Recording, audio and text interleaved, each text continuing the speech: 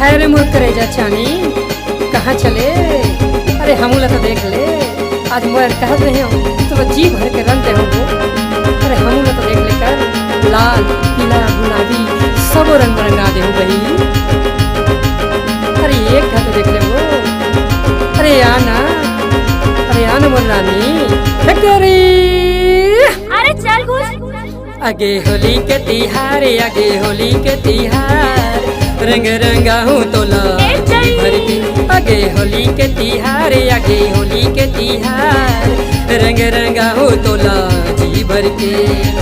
रंग रंगा हूँ तोला जी भर के, रंग रंगा हूँ टूरी मन भर के।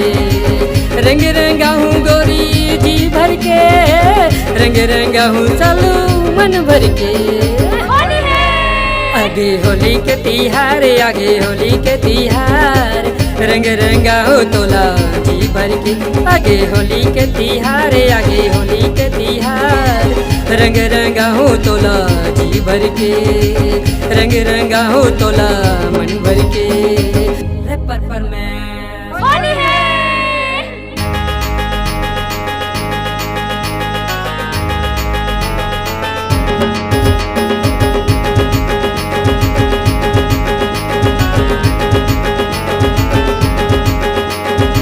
साले माए घोया थे होली तिहार वो, जी भर के रंगन देता है झनकर इनकार वो।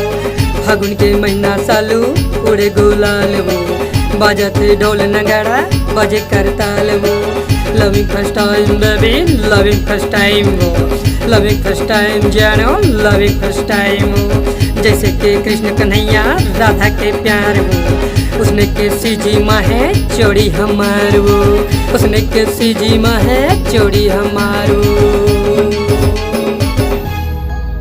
आगे होली के तिहार, आगे होली के तिहार, रंग रंगा हो तोला जी भर के।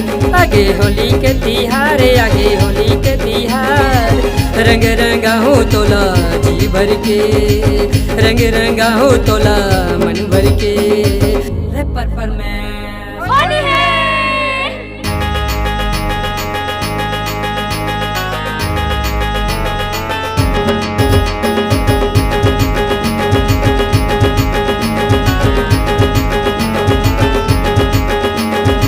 रायपुर के टोरी तहा हवा झकास वो, मुंगेली के टोरा मैं हाँ हवा बिंदास वो।